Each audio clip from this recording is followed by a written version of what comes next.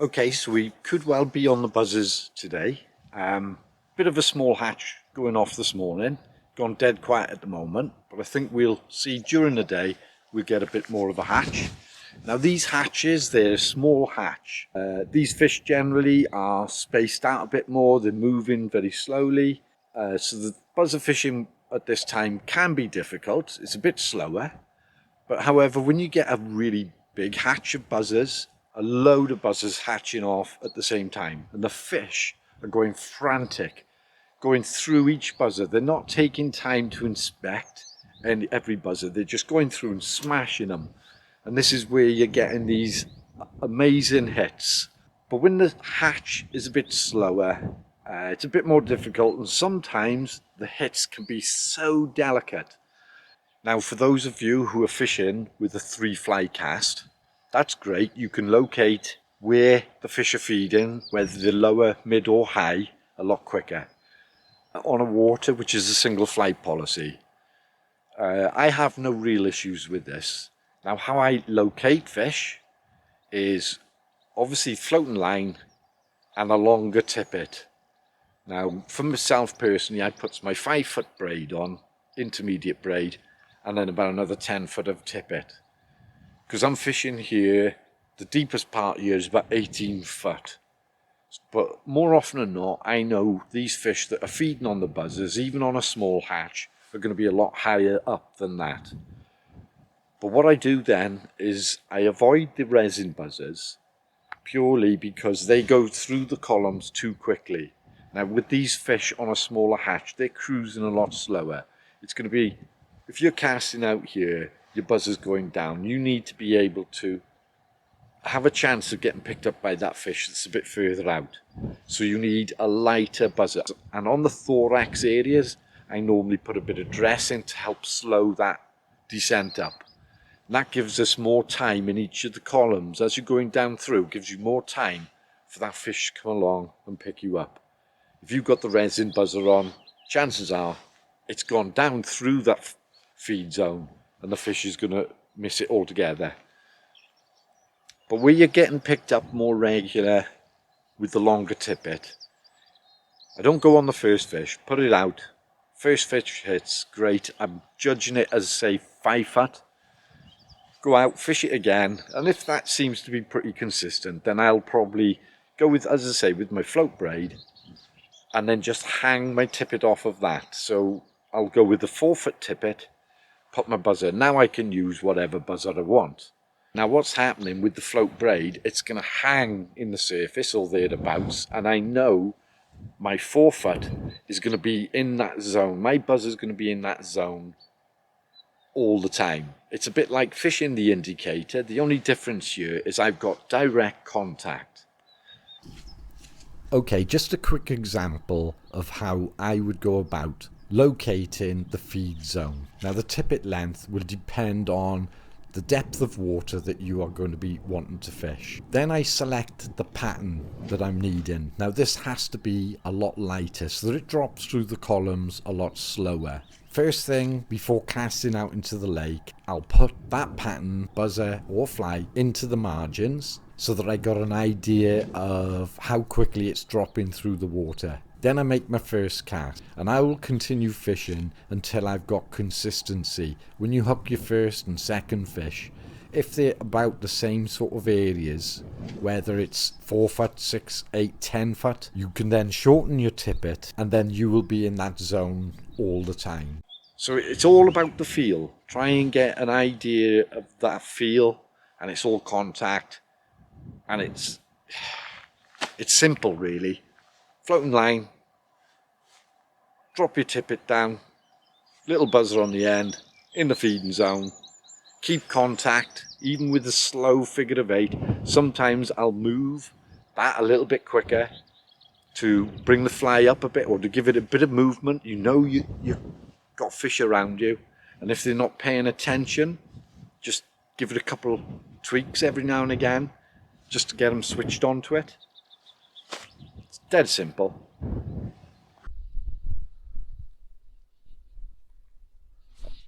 There we are. Okay, fish on, First cast. They weren't very deep at all. Clutch up. Now if you want to avoid the hassle of locating the fish as to where the fish are feeding, the easiest way is walk around the bank and ask anybody who is fishing as to where they're picking fish up. It doesn't matter if they're on the buzzer or not, it's just finding that feed zone. For most of the time when I'm fishing the buzzer at this time of the year, the majority of the fish I pick up are in the top 6-7 foot of water.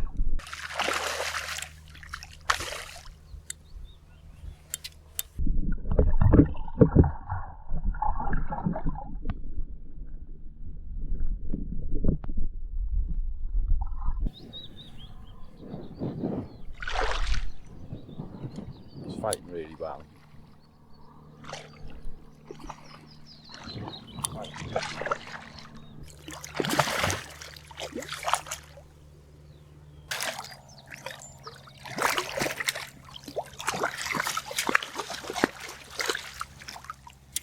Lovely fish. Get that buzzer out of him. Out the hands. Let's see where the buzzer is. Buzzer is in the net. In the net there.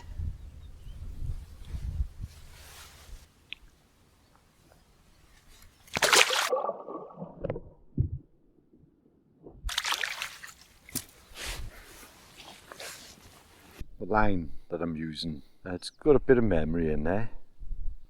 So my line at the moment now, it's almost static. It isn't really swinging around very much at all, which is fine because if I need to move it, I am very slow figure of eight.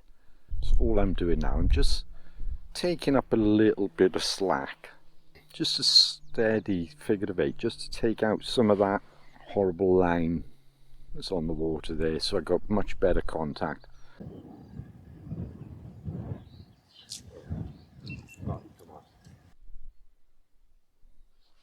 Oh, there. Now that was so gentle. Now that was really gentle, that was. Could have missed that so easy.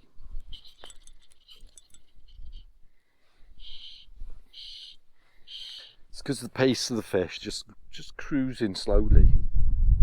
And obviously the buzzer is hardly moving. Oh, bloody hell.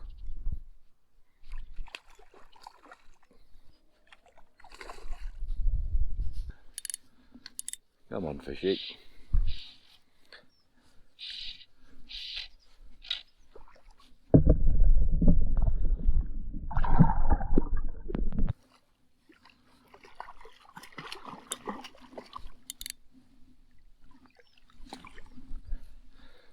Look at him. That's quite a chunky fish.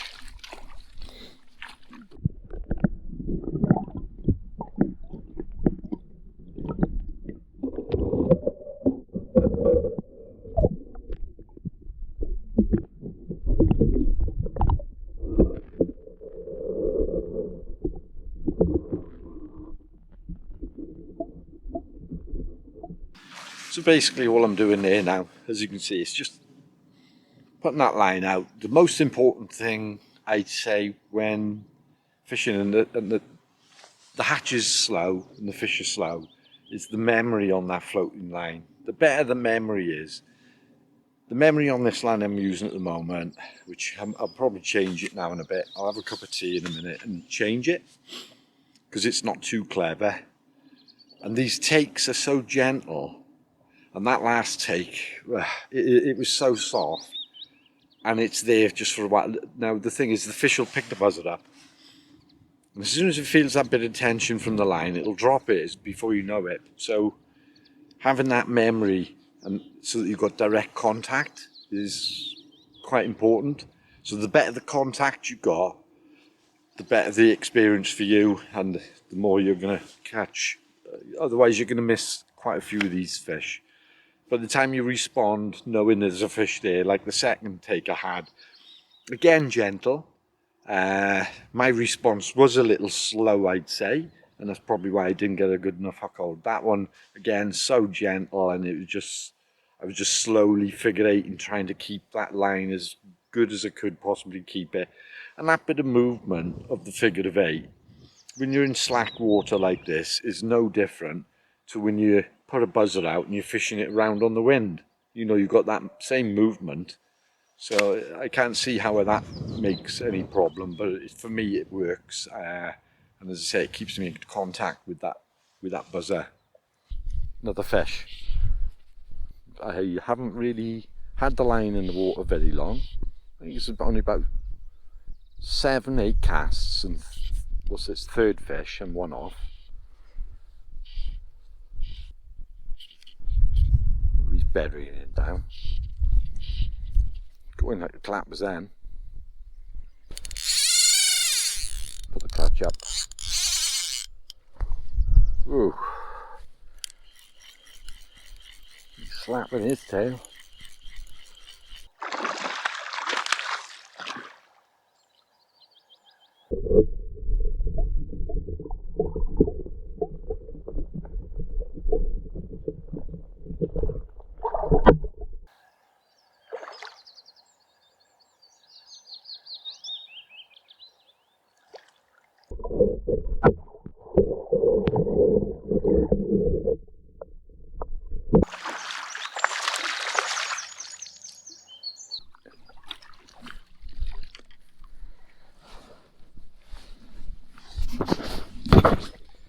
This is quite a tidy fish again. About 2.5, not quite 3, I'd say.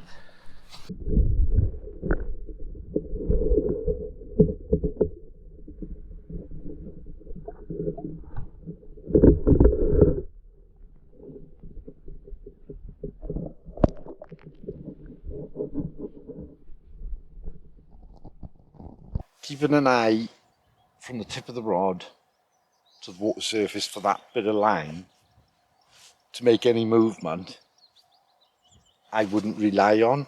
And again, if you're going to keep staring at that all day, that can be for me a bit tedious.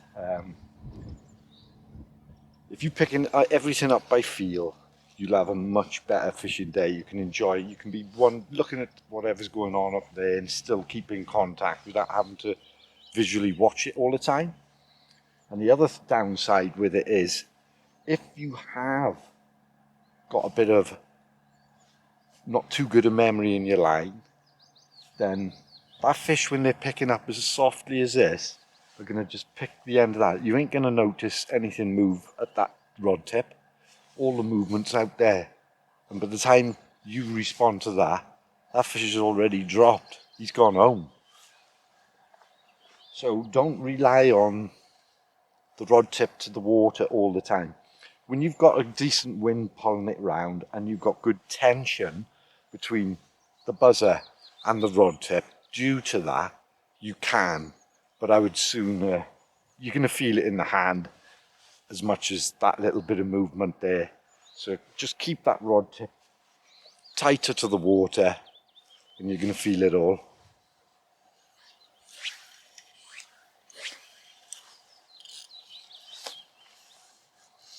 And all I'm doing is just keeping up to pace with it, keeping in contact all the time. Okay, I'm watching the end of the line, I ain't got nothing else to look at the moment, but you know, if I'm talking to you, fish by day, and I'm talking to you, but I know because I'm in contact. I'm looking up the pond there, fish moving over there, I'm not, you know, so it's more enjoyable being able to take in what's around you while you're fishing. Multitasking. Us men are not known for multitasking, the women say. Men are hopeless at multitasking. I can do this all right.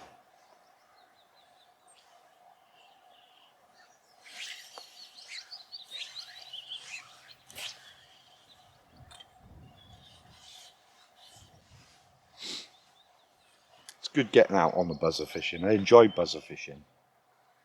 but this isn't the best of buzzer fishing. When you've got the best of buzzer fishing, you know you've got your buzzers out there, you've got contact, and it's smash when they're thumping it. That's nice buzzer fishing.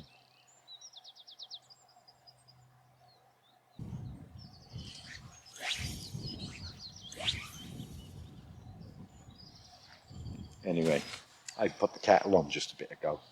Should be boiled. I'm gonna go get me a cup of tea.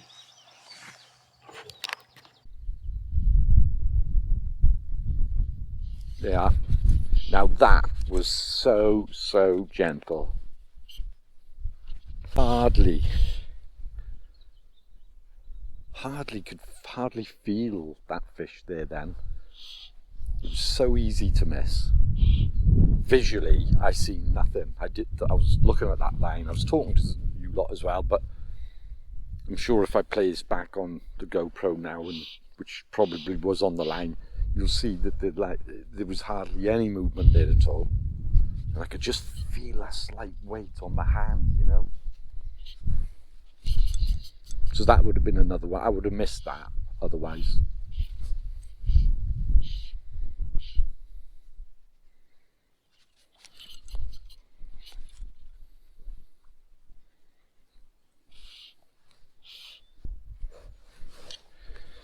Watch you don't step on my line.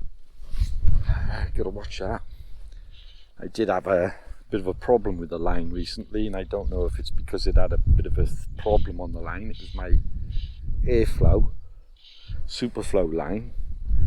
I was just giving it a bit of a stretch and it just snapped right in half, right at the back of the taper, clean cut. So I don't know if it was at some point I might have stepped on the line, which might have been on a bit of a sharp stone that weakened it. And then when I went and pulled it, good job I pulled it then, mind, because I wouldn't have liked to have thought of a fish picking me up and swimming around the lake with a bloody 40-50 foot of fly line dragging behind him.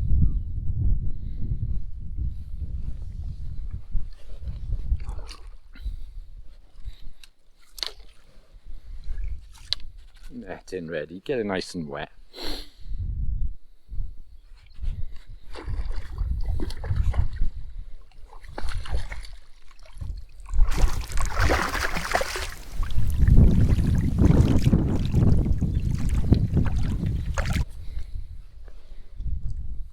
And a good two and a bit pound fish. So again, flies out by here, or buzzer out. Does the job again.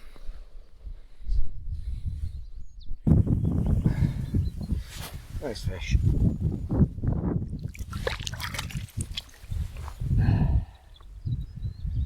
He's gone home.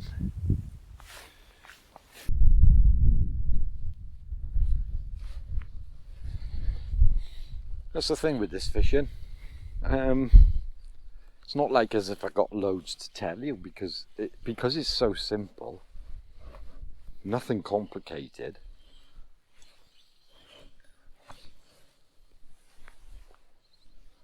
It's just simple fishing.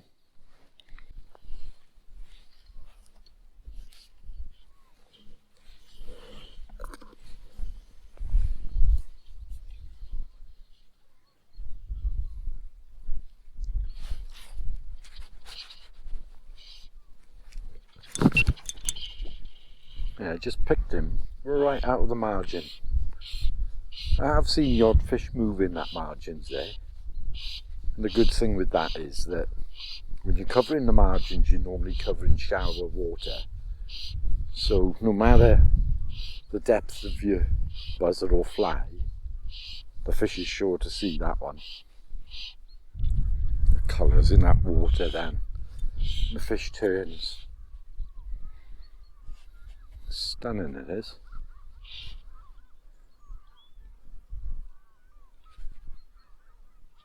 Whoa.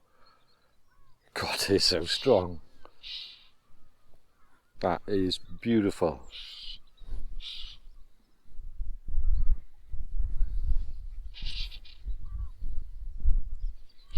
tell you, they stay down deep.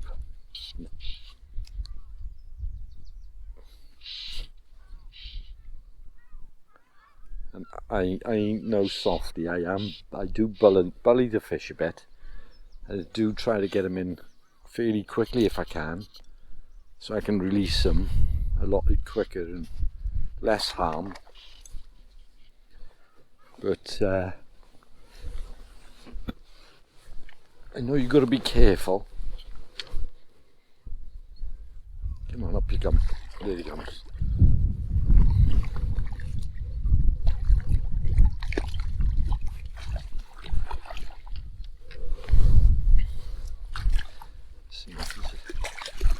Oh, I'm getting pretty wet here. Off he goes. Go on, mate. There he goes. Gone.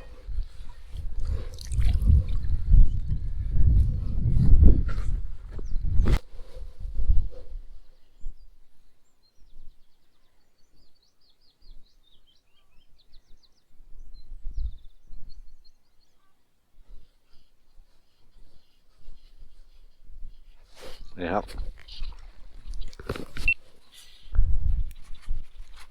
Well, I was figuring. Oh, he come off. Put that in the margin. So I'll start doing a bit of a figure of 8 because it was getting a bit slow, and the fish picked it up straight away. Just let it go down a little bit, let it sink.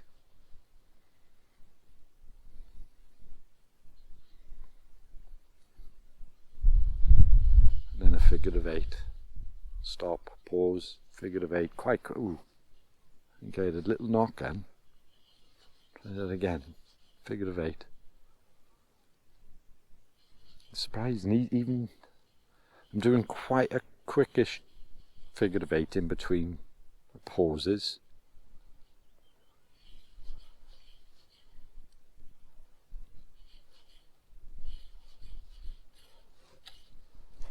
These fish are coming right into the bank at times. Right in there.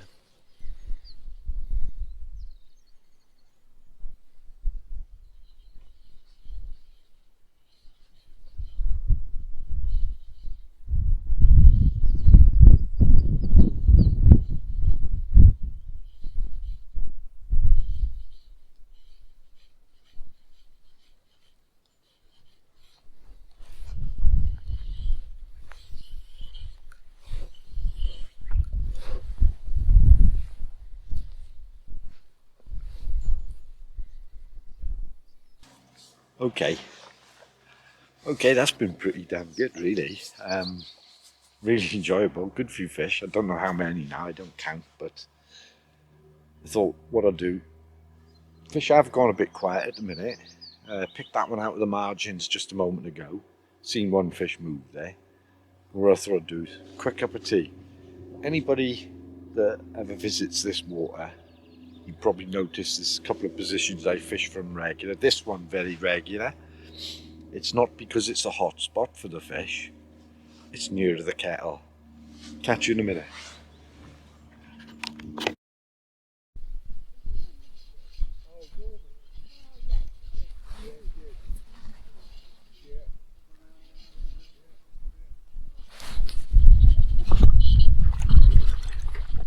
Just add that one. Faster figure of 8. So that's the first hook up for maybe an hour.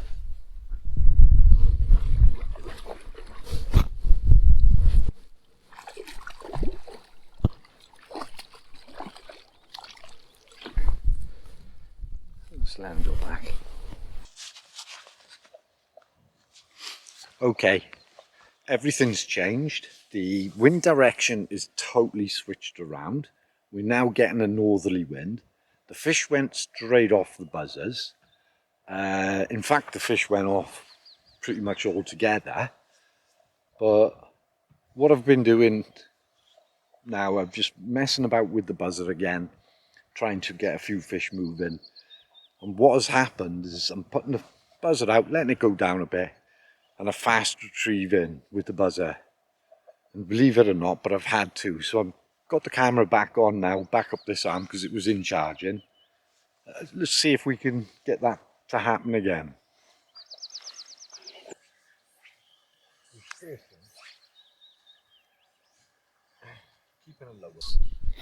What started it off, they up. Oh, and he's off. Then I was literally fishing it as if I was fishing a lure. Been away, I've been fishing lures static for a long time now. So again, lures don't have to be stripped in the way they normally are. They can be fished static too. Started doing a lot of the moving the buzzer a lot faster. It was quite a few years ago. And what was happening? We were fishing, the fish were on the buzzers, or seemed to be, and there was a fair bit of movement near the top. So I knew they were in the top couple of foot, racing around. So started fast figure eighting the buzzer through these fish, and yeah, they just started hitting it. And ever since then I've tried all sorts with the buzzer. All I'm doing now, letting it drop, picking it up with a few figure of eights.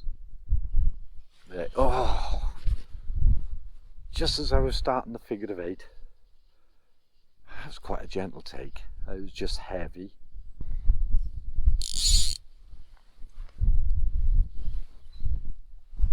Just mending my line a bit there. Wind's pulling it down. That'll just give it a chance to go down that bit deeper, a bit quicker.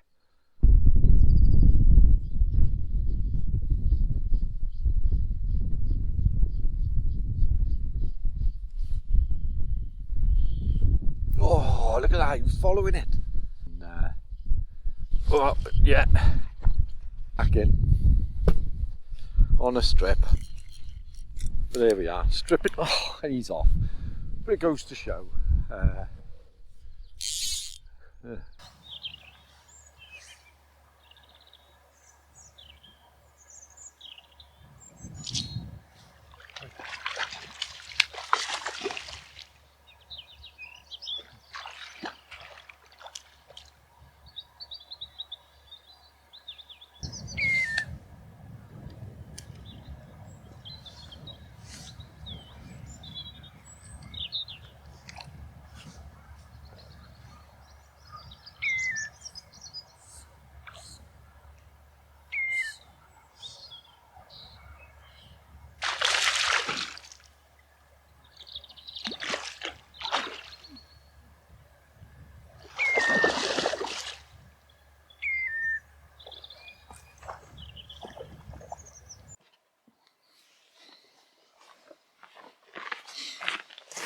Okay, I'm virtually at the end of the day now. As you can see, the water behind us has gone dead flat, sun's dropping down, and it's getting pretty cold again. So I think we're going to have a very cold evening, clear sky. It's going to get pretty damn cold. But as regards the buzzer fishing, as you can see, you don't have to be static all the time. You don't need big, long, complicated tippets. I'll pull as many fish as anybody when I'm fishing on the buzzers. You get a lot more enjoyment, I think, on the straight line buzzer, and certainly you don't have to be static. So I hope I've proved all of this. I certainly will be doing more on the buzzer fishing anyway, because there is a bit more to come. What we've got at the moment is a bit of a hatch. It's not a full-blown hatch, but when we do, obviously everything just goes AWOL. So it's the real fun time to be on the buzzer when you get a really good hatch. But we'll certainly be doing some of that when that happens, whether it's on this water or a different water, but we certainly will be. But as I say, it's simple. It doesn't have to be complicated. It's much more about getting out there and enjoying the day and getting your fish. So it works for me anyway. But I hope you enjoyed the video. If you haven't subscribed, please subscribe. give us a comment. Be nice to hear comments on your thoughts on stripping in buzzers like a lure, whether you've done this before, or how you fish the buzzer that is so different to the way they say you should be static.